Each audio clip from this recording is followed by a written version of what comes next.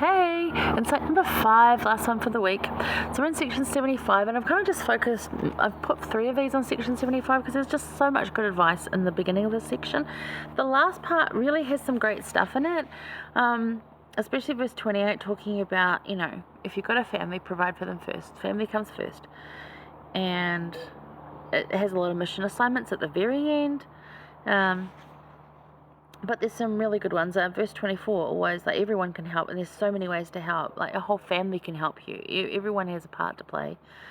But we're going to look at, just this last one, look at verses 18 and 19, because it's such a cool little thing to think about. And, I used to get grumpy about missionaries who'd come to our house for dinner and then be like, can we leave you with a message and a prayer? And I'm like, oh, if you have to. Because often the message to me, the message was clumsy, not well thought out, and often didn't apply to what was going on in my life, because this is when I was thinking, it's about me, they're in my home. And what I've realized in the last few years, maybe 5 or 6 years, is that actually the message that they're giving is more about what they're experiencing right now and what they're feeling. And it's good to listen to that, because these young people as missionaries, or even if they're an older couple or older missionaries, fine, what are they going through and how can I help them? It's so much more important. And to just listen, and you don't have to give your deep gospel insight, just listen and thank them and help them feel better, right? It's not hard. But anyway, verses 18 and 19 say, Yea, let all those who take their journey, as I have commanded them, going from house to house, and from village to village, and from city to city, and in whatsoever house ye enter, and they receive you, leave your blessing upon that house. And that's what the missionaries do. They're leaving their blessing upon my house, and I'm rejecting it. How sad am I, right? So I don't do that anymore. I try to just listen and love it. And it also says in verse 21, which I love too, is to be filled with joy even if it's rejected. So even if the message you give is rejected, be filled with joy anyway, because you got to give a message, right? It's just what it is. So leave a blessing upon that house. So do you bless a house that you visit? When you visit somewhere, are you blessing that house with your countenance being there? Or are you dragging the house down? What are you doing? Are you bringing light? And can you leave a blessing on that house, whether in group or personal prayer? Because sometimes when I stay in different houses of friends or family, they're not members of the church and they're not religious. And it's fine. That's where they're at. It's all good. And I love staying with them. They're amazing. But if I leave a blessing on the house, I won't do it in a group prayer, because they don't do that. They don't gather for prayer like that. But I did get to do that when I was staying with some members in America, and I left their house, and we were able to say the final prayer before we left the next day, and we were able to leave a blessing on that family in that house. And I think that's something that you commonly hear when you have members over for dinner, and you have prayer together, and you ask them to say it, in that perfect storm of events. You will often hear the thanks for being invited around, and the blessing on the people that live in the house and the house. And really, what importance are we putting on that? Because it's pretty awesome, right? So we should be looking to do that more often, and looking for opportunities to do that. So if we can't do it in a group prayer, we can certainly do it in a personal prayer. Whatever room we've been staying in, or corner of the lounge or whatever, we can certainly do it in a personal prayer. And also your actions and behaviours while you're there, your thanks and your gratitude. This is also leaving a blessing on the house, because it's the way you act is what's going to be observed by the people there, and it's going to help whether they are more receptive to that spirit that you leave. So if you carry the Spirit, you can leave its influence wherever you go. So you can leave His influence wherever you go. If you're carrying that Spirit, you can leave His influence there. It's quite a special thing. I have a lot of the relatives that I have that are not religious will come into my house, and they just say, oh, what a lovely feel it is here. In fact, some of them often just pop by to just spend the weekend in bed, because it's so quiet and relaxing, and they just say there's something just awesome here. Just the way you've created the space. And I'm like, well, I know what it is, and I've told a few of them.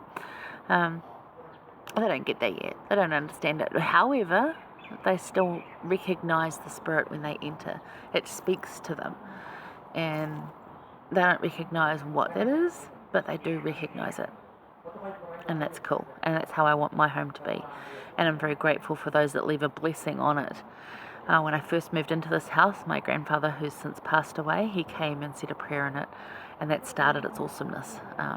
It had a rough life before that, so I'm grateful for that. Now, one of my favourite quotes, and I've put this on my calendar for this year, so yes, when you see this quote pop up in your feed, or if you're going looking specifically for it, it will be my photography of a beautiful daffodil taken a few months and a couple of years ago. Actually, no, it was last year. It was last year's daffodils. They come around in about August, and right now we're end of June. So anyway, the quote is from Chiko Okazaki. She was a Japanese sister who served, I want to say, Relief Society presidency way back. Anyway, I'm not sure.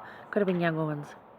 But she was on a general something or other leadership, right? Anyway, she said, make the choice to be a light bringer to dark places. And I just love that, because I really want to do that. Wherever I go, I want to bring the Spirit with me, and I want to leave a blessing upon that area, that house, that person, whatever. I just want to be that, And I don't always do it. I want to, don't always. Sometimes I leave and it's not the best. But that's very rare these days. It's a very small rarity that I forget to do that, and most of the time it's a beautiful experience, and I take it wherever I go.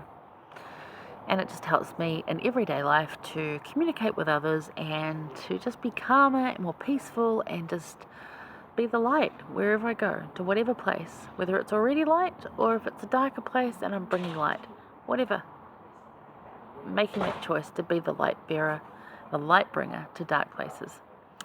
Alrighty, so there's some really good tips on loving, sharing, and inviting those that are either not feeling so good with church and need a bit more interaction, those that are interested and aren't members, invite them to come in, or just spreading the love of Jesus Christ anyway, because it's just awesome to do that, and to even if people don't want to be part of this church, because I actually have a cousin who was told a lot of mistruths about our church from members of our church, and I've been able to counteract that and show her by my example and the way I live, and the kindness and the love that I have, the acceptance of others, which is true Christ-like love, that's not the case, and she's a lot better with that, so she's now not so wary of them.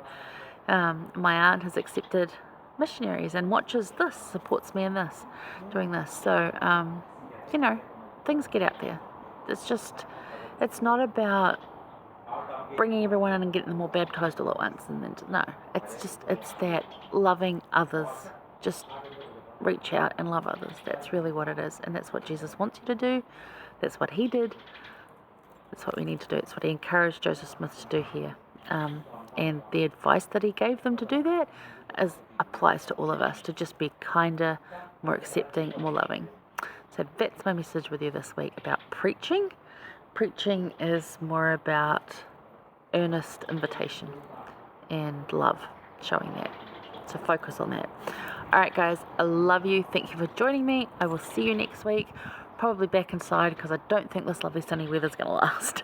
Alright guys. Mwah.